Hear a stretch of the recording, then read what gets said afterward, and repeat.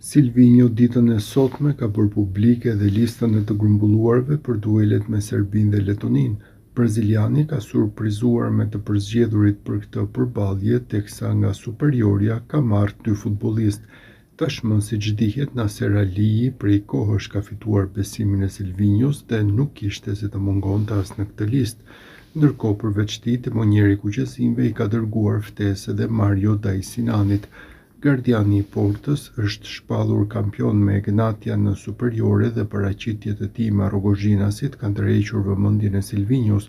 Për Dajsinanin, kjo nuk është hera e parë që grumbullohet nga kuqezinjt. Kjo pasi ka debutuar me Kombëtare në nëntor të vitit 2022, kur ekipi drejtohej nga Edi Rea.